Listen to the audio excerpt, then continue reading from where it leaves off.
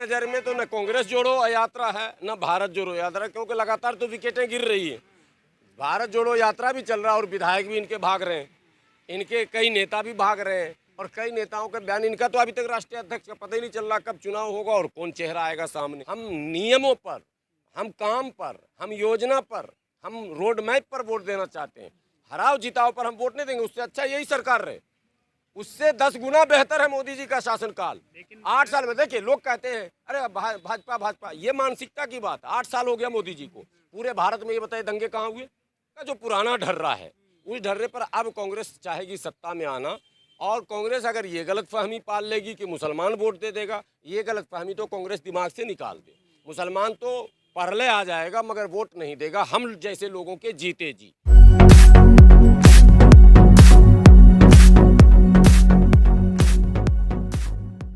कांग्रेस ने इस पर कुछ कहा क्या?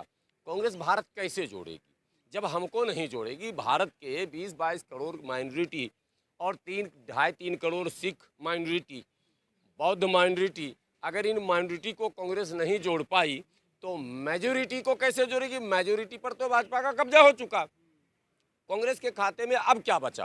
कांग्रेस आज भी घूम घाम के ये चाहती है कि भारत का मुसलमान हमारे पक्ष में खड़ा हो जाए। भारत का मुसलमान तभी कांग्रेस के पक्ष में खड़ा होगा जब राहुल गांधी जी मंच से कहेंगे हमारे पूर्वजों ने जो गलती की है उसके लिए हम देश के मुसलमानों से माफ़ी मांगते हैं, बल्कि देश के हिंदुओं से भी माफ़ी मांगते हैं। क्योंकि बाबरी मस्जिद के राम मंदिर के नाम पर 70 वर्षों तक इस भारत को जलाया गया, भारत में नफरत की दीवारें खड़ी की गई, भारत को तबाह बर्बाद किया गया, भारत में कॉमनल राइट्स हुए और कॉमनल हार्मनी को ठेस पहुंचा। कभी भी सद्भाव का वातावरण बनाने की लाख कोशिश की गई, लेकिन ये मंदिर और मस्जिद का मुद्दा हिंदू और मुसलमानों को दिल से मिलने नहीं दिया। इसका मुजरिम तो कांग्रेस है। अगर कांग्रेस चाहती तो ये मुद्दा देश में नहीं होता। आज फिर काशी और मथुरा का मुद्दा उठ रहा है। मैं पूछना चाहता हूं कांग्रेस के नेताओं से कि जब तुमको पता था कि आज इसके बाद भी मुद्दे उठेंगे तो तुमने उस मुद्दे का अस्थायी समाधान क्यों नहीं किया और उस मुद्दे को यथावत क्यों छोड़ा? आज फिर वो मेरे गले की हड्डी बनी हुई है। आज फिर देश में सांप्रदायिकता बढ़ रहा है। आज फिर मंदिर मस्जिद के नाम पर हम लड़ रहे हैं, लड़ने को तैयार हो रहे हैं, या माहौल बन रहा या बनाया जा रहा है। इसका भी ठीकरा कांग्रेस पर ही फूटेगा, क्योंकि देश में सबसे ज़्यादा शासन और सत्ता कांग्रेस के हाथ में रहा और मुसलमान उसका सबसे बड़ा सेवक रहा। कांग्रेस का चुनाव चिन्ह हुआ करता था जोड़ा बैल। एक बैल मुस्लिम था और एक बैल दलित था। जब तक ये दोनों बैल कांग्रेस के साथ रहा तब तक कांग्रेस सत्ता में रही। और कांग्रेस ने जैसे खूनी पंजा लाया चुनाव चिन्ह, और जब खून उसका सामने आया सामने, तो धीरे धीरे धीरे धीरे मुसलमान और दलित दोनों इससे भाग गए। दलितों ने अपनी पार्टी बनाई बसपा और मुसलमानों ने भी अपनी पार्टी कई बनाई, लेकिन कामयाब नहीं हो सके। लेकिन हाँ, मुसलमानों ने कांग्रेस को भगाने का काम पूरे देश से किया। बिहार से अगर कांग्रेस खत्म हुई तो हम लोगों के कारण खत्म हुई, उत्तर प्रदेश से खत्म हुई तो हम लोगों के कारण खत्म हुई। आज जहाँ कहीं भी कांग्रेस संघर्ष कर रही है वहाँ केवल मुसलमान खुलकर साथ नहीं है, इसलिए वो संघर्ष कर रही है।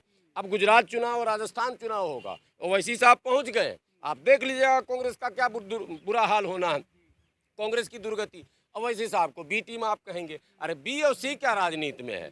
चुनाव लड़ना है, लड़िए ना साहब, सब लड़ेंगे, हम नहीं लड़ेंगे। मतलब तुम हमको डरा डरा के हमसे वोट लेते रहो। हम न चुनाव लड़ें, न हम नेता बने, न हम अपने समाज की बात करें, हम मार खा के भी चुप रहें।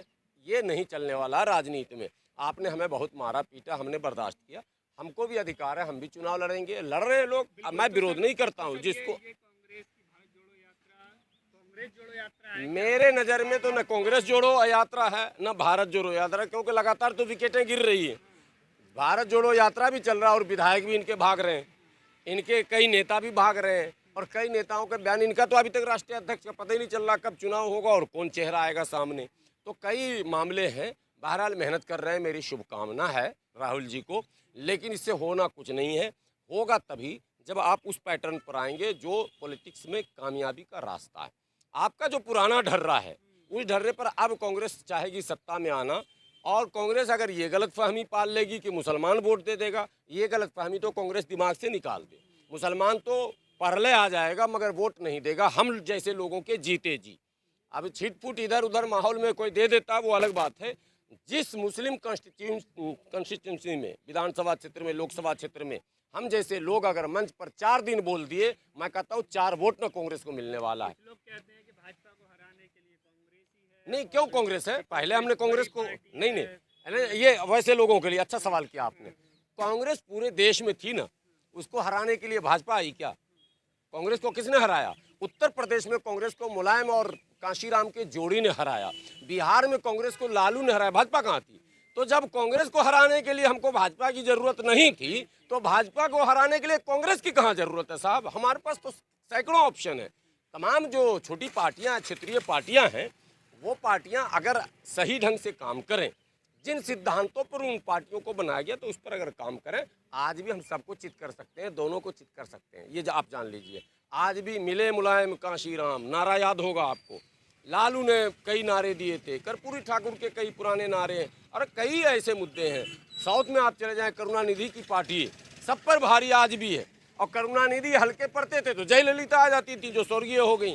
फिर कोई नेता आ जाएंगे, आज भी करुणानिधि के बेटे स्टालिन मुख्यमंत्री बने ही हुए हैं। तो कर्नाटक में चले जाएं तो देवेगौड़ा एक ताकतवर नेता थे, थोड़ी बहुत जो कमियां हुई हैं पीछे हो गए, लेकिन आज भी ताकत है। आज भी दूसरी पार्टी बड़ी जो है वो जनता दल एस है कर्नाटक में, कांग्रेस से ज़्यादा ताकतवर पार्टी है। तो इस तरह से आप उड़ीसा चले जाएं, बीजू जनता दल है, कांग्रेस से ज़्यादा ताकतवर है। झारखंड चले जाएं, झारखंड मुक्ति मोर्चा कांग्रेस से ज़्यादा ताकतवर है। बंगाल चले जाएं तो टीएमसी है, कांग्रेस से ज़्यादा ताकतवर है। अब तो आसाम में जो बदरुद्दीन अजमल का यूडीएफ है वो कांग्रेस के बराबर में जा रही है। तो इस बिल्कुल भाजपा को हराने के लिए कांग्रेस की कोई ज़रूरत नहीं है, वैसे ही जैसे कांग्रेस को हराने के लिए भाजपा की कोई ज़रूरत नहीं थी। पूरे भारत में कांग्रेस हारी, तब भाजपा नहीं थी, जनता दल आया था, बीपी सिंह बने थे, आपको याद होगा। फिर चंद्रशेखर बने थे, फिर क्या कहते हैं देवेगौड़ा बने थे। इस तरह से तो हमने नहीं कहा था कि नहीं भाजपा लाना ही पड़ेगा। तो आज भाजपा हराने की बात करने वाले कांग्रेस की वकालत क्यों करते हैं? इसलिए मैं तो कहता हूं कांग्रेस की वकालत नहीं कीजिए, भाजपा हराने के नाम पर कांग्रेस को वोट नहीं दीजिए। अगर वोट देना तो पूछिए ना कांग्रेस से। इस तरह से तो हमने नहीं कहा था कि नहीं भाजपा लाना ही पड़ेगा। तो आज भाजपा हराने की बात करने वाले कांग्रेस की वकालत क्यों करते हैं? इसलिए मैं तो कहता हूं कांग्रेस की वकालत नहीं कीजिए, भाजपा हराने के नाम पर कांग्रेस को वोट नहीं दीजिए। अगर वोट देना तो पूछिए ना कांग्रेस से। हम नियमों पर, हम काम पर, हम योजना पर, हम रोड मैप पर वोट देना चाहते हैं। हराओ जिताओ पर हम वोट नहीं देंगे। उससे अच्छा यही सरकार रहे, उससे 10 गुना बेहतर है मोदी जी का शासनकाल। 8 साल में देखिए लोग कहते हैं अरे भाजपा भाजपा, ये मानसिकता की बात। 8 साल हो गया मोदी जी को, पूरे भारत में ये बताइए दंगे कहाँ हुए? एक भी कॉमनल राइट्स बताइए। मॉब लिंचिंग मुद्दा उठता है, मॉब लिंचिंग पहले भी हुआ करता था, आज भी हो रहा है। और आज मैं बता दूं, इतनी बड़ी आबादी है कि ये घटनाएं इक्के दुक्के जो घट रही हैं बलात्कार की या मॉब लिंचिंग की। पहले होता था कि मॉब लिंचिंग वाले लोगों को जिन्होंने हत्याएं की है वो जेल से बाहर आते हैं तो उनका भाजपा के नेता फूल मालाओं से स्वागत करते हैं। तो ये तो कांग्रेस को ना सोचना चाहिए कि ऐसा भारत हमने क्यों बनाया। मानसिकता देखिए एक दिन में नहीं, जैसे पुलिस पर सवाल उठता है, मैं कह रहा हूँ पुलिस पर सवाल आप उठाते हैं ना, एसएचओ पर, एसपी पर, सब पर सवाल उठता है। कोई एसएचओ ऐसा है जिसकी नौकरी अभी हुई है? अरे एसएचओ, एसपी और पुलिस कप्तान तो 20-20 साल वाला भी तो है। तो वो तो कांग्रेस ने उसकी मानसिकता बनाई। अब सुनिए, अभी पालघर से लेकर और इंस्पेक्टर सुबोध तक, ठीक है, और क्या कहते हैं कन्हैया से लेकर और तबरेज तक जितने भी मॉब लिंचिंग है, आप रिकॉर्ड निकाल लीजिए उस गाँव के। आधे से ज़्यादा लोग एजेड मिलेंगे, आधे से कम ही लोग आपको कम आयु के मिलेंगे। तो जो पहले के हैं और उनकी मानसिकता अगर खराब हुई है, वो अगर धर्म के नाम पर जान ले रहे हैं, तो मानसिकता खराब क्यों हुई साहब? आप क्या कर रहे थे सत्ता में रह के? आप देखिए कहीं से कांग्रेस